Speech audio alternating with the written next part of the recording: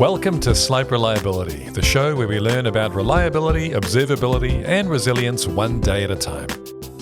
I'm your host, Stephen Townsend. Welcome back to Slope Reliability. I'm Stephen Townsend, and this is the show which is slowly evolving from a place to explore SRE to a place to explore the broader topic of leadership and technology. As you may know, I'm 2 years into my first management role in tech, and it's been a fairly tumultuous journey.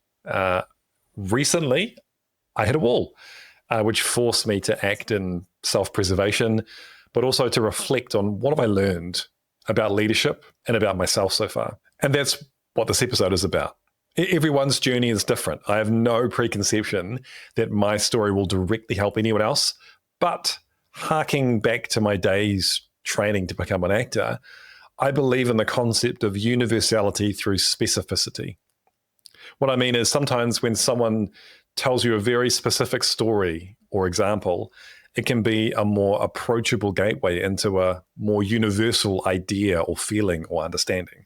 So maybe if I tell my specific story, might help someone else out there understand a bigger concept or something about their own context. Over the past 2 years, my team started out as just one person, me, and it grew to 14 people.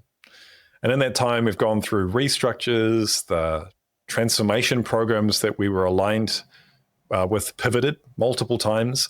I was in continuous cycles of triaging CVs and interviewing people and recruiting the team as it grew with mixed success. I had to terminate someone for bullying. And amongst all of it, my dad passed away suddenly. And it was the most difficult couple of months of my life. I've never felt so out of my depth in the 17 years of my career, but I probably never learned and grew as much as a person before either. If you follow my podcast or my previous podcast, Performance Time, you'll know I've experienced burnout in the past. We're talking about 5 or 6 years ago at this point. It's something that I carry with me. It's the why behind a lot of the decisions that I've made in work and life since that moment. Well, despite my best intentions, I skirted the edge of burnout again about 6 weeks ago. It had been building for a couple of months. I felt stretched thin.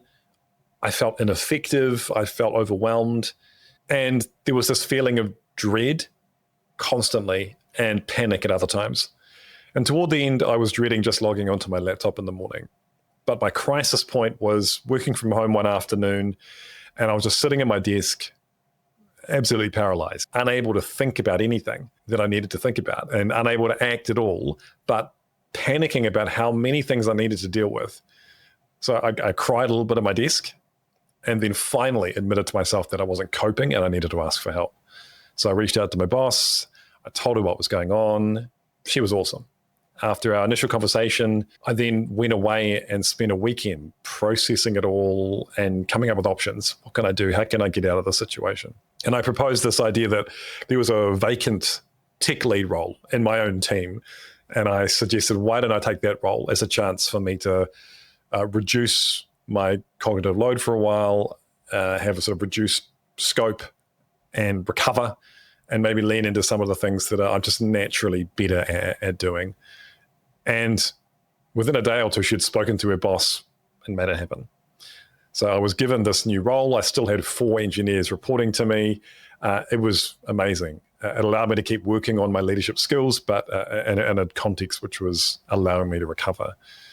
And she set it up as a secondment, so I could step back into my previous role at any time if I wanted to.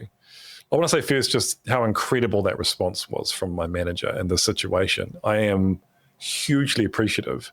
I'm already doing so much better. I mean, I don't know if you can see, maybe compare me to some of the episodes a couple of months ago or 3 months ago to how I am today. I feel more animated. I feel more myself, right? The other thing is another more experienced manager stepped temporarily into my previous role. So he's now my boss, and I'm learning so much from him. He's got a very different energy to me. He is a thoughtful person who's good at that slow thinking, taking in information, not reacting, just pulling it in and thinking about it and pulling it together and coming back at some point in the future to go, how about this? Or is this what you meant? And I really enjoy the energy. It works well because I'm more of a reactive kind of person. So that's going well. I I think this time with burnout, I caught it before it really took effect. And I think at first I felt like a failure. Like, how could I let this happen again? But I think I'm a lot stronger than I was 5 or 6 years ago. And I have learned and I have grown. I think I can manage a lot more sort of pressure in situations which are difficult for me than I could 5 years ago.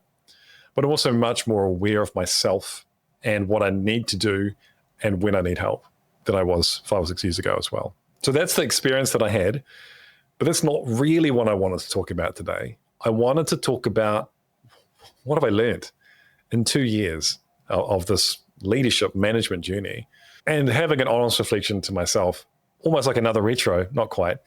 What did I do well? And what do I need to get better at? Because I'm in this leadership path at the moment, for better or worse. And so what can I be better at? So let's start with the stuff which is actually harder to talk about. What are the things that I did well? First of all, I am a compassionate leader. I care about people. I showed vulnerability to my team. I think that helped build real trust with them. I set out to build a really specific culture, but I didn't have the words for it when I started. But over 3, 4, 5 months, I came up with these 3 words, which you may have heard me use before: blameless, candid, and curious. Blameless being about psychological safety.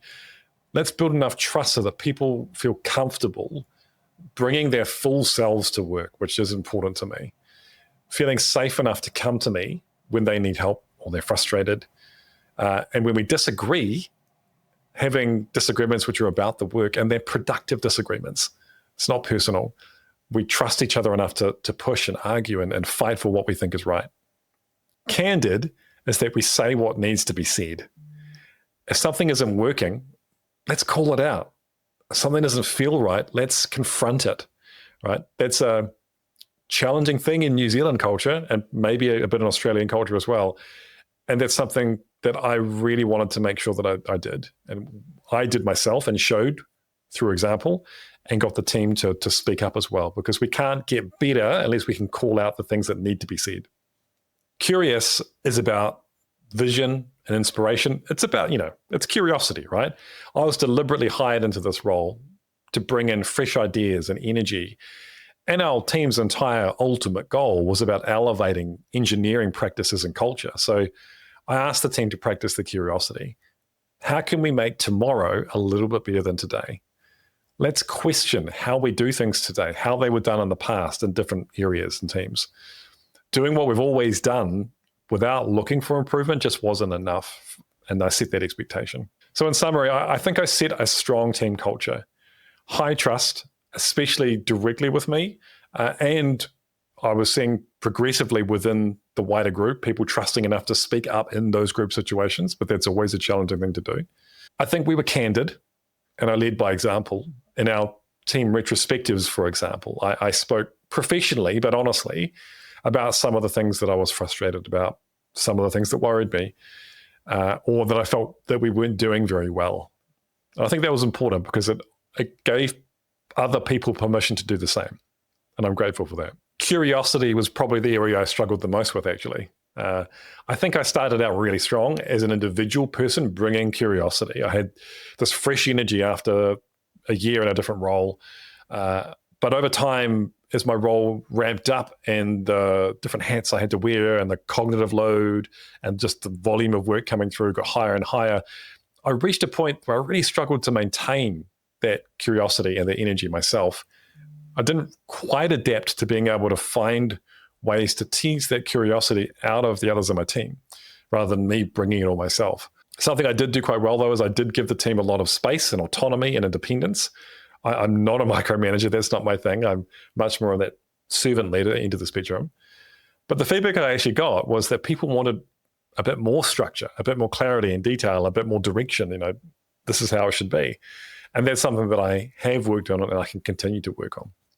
I think part of curiosity, just to drill into it because it's a thing that I'm grappling with still, I think part of curiosity is about setting a clear team vision, for one, which I did at times, but I think I didn't go back to it enough, and giving people input into that vision. It shouldn't just come out all in my head. Let's collectively agree. I want to hear your feedback. Ultimately, as a leader, you do need to decide what the direction is going to be, but give people a hand on the wheel, right? But I also think that setting goals which push people a little bit outside their boundaries is important too.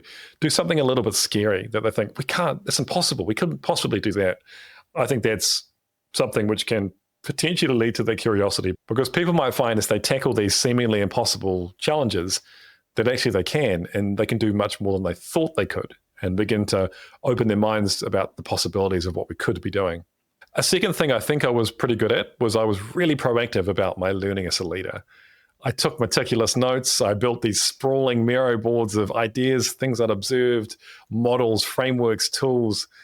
I managed to find an incredible mentor. I didn't go out and seek it, just to say I was very lucky, because Andrew reached out to me. His name's Andrew Madavar. He's been coaching me for a while now, and I've learned just so much from him.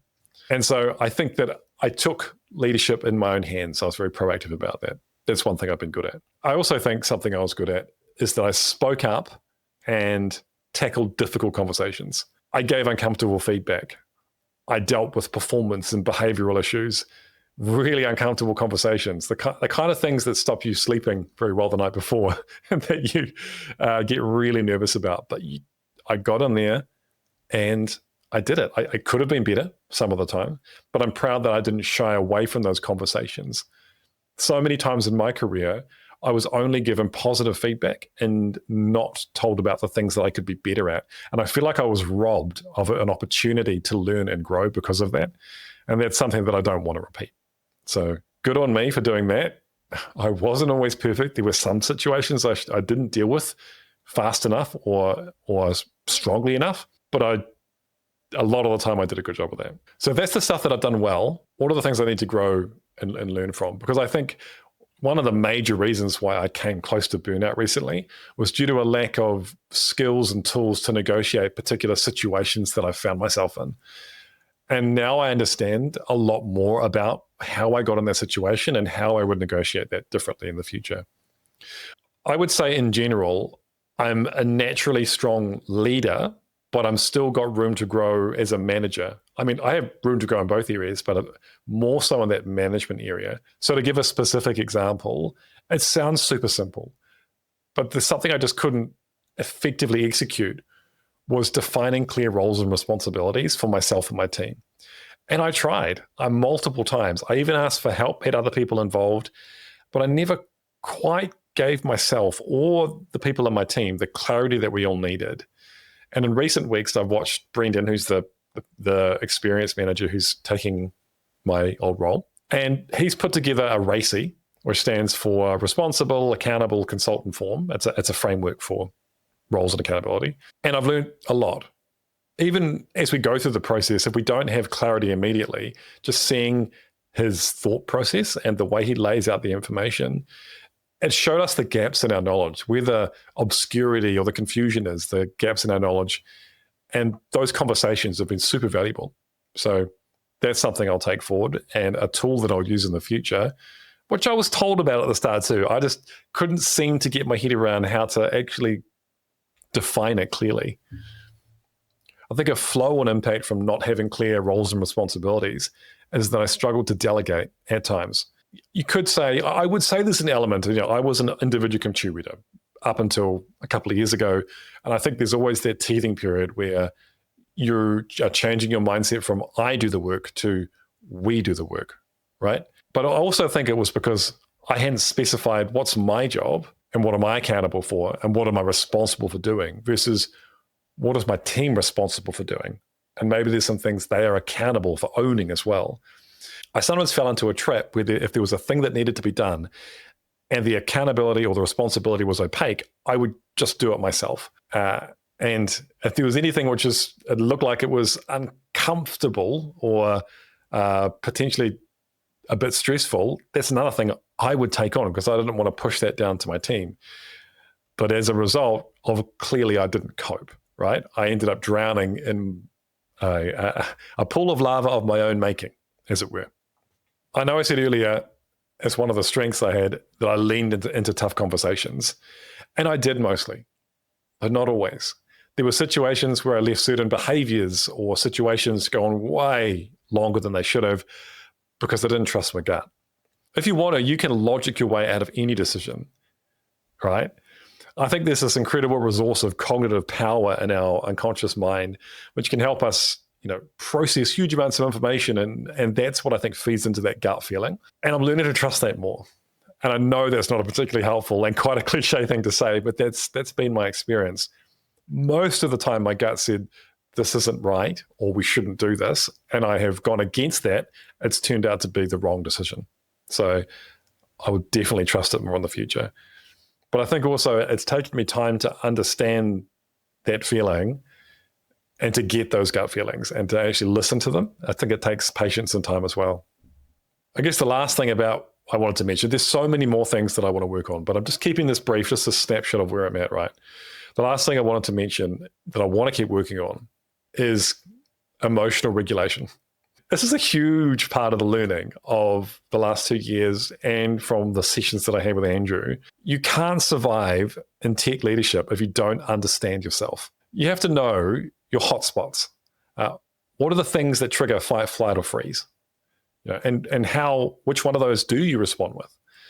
Learning techniques that when you're in those situations to act and choose behavior and choose to act in a way which is based on the outcome that you want to achieve versus that feeling. And that's something I'm still working on, right? Also, how do you recover from those situations? You are going to face situations which are intense. They're going to, give you a very intense physiological response, right? So how do you get out of that to move on? Understanding what works for you. And one of the big learnings from Andrew is that our bodies can't differentiate between a saber-toothed tiger chasing us and a very intense Teams meeting. Our bodies react just the same way. So just like being chased by a saber-tooth, running or some kind of physical exertion can help let the body get to that completion and let it get over that and move on, right? And that's amazing knowledge to have. And I tell you what, running every single day recently has really made a difference into my mental clarity and being able to move past things. So I feel like that's really just a teaser. There's so many more things that I want to work on and improve on, but I think that's a slice. I recently released a blog post on Medium called Leadership Round One. I will put a link to it. I go into a few other areas that I've observed with the different learnings about leadership over the last 2 years. But what's next for me? I really enjoy people leadership. I want to continue it. The things that I struggled with in the last particularly 6 months or so are mostly about me taking on too much cognitive load, wearing too many hats, not the people leadership work itself. Even the really tough conversations that I've had as a people leader were like extremely hard, but I can do that, right? So onward I go. I'll keep learning and improving and we'll see where it goes. I want to finish with a request, which is that if you are out there and you're a people leader of any level of experience, I'd love to have you come on this show and talk about your learning and how you learned management and leadership and you learned about yourself and your experiences. And if that's something that you'd be interested in, please reach out to me on LinkedIn, Blue Sky, Instagram, all the links below. If you're listening to this in the audio-only version of the podcast, I believe there's a link to text me directly at the podcast. So this has been a different kind of episode, and I feel like I've only taken a thin slice of the big topic that I ultimately am tackling with at the moment, but hopefully it gives you a sense of some of the things that are going on in my mind. And my hope is that someone out there is resonating with something that I've said today and can think, you know what, there's something I can take away from this, or there's a little breadcrumb that I can follow that can help me grow as a person or in my work. So that's all from another episode of Slight Reliability. Hope you have a wonderful week, and I will see you next time.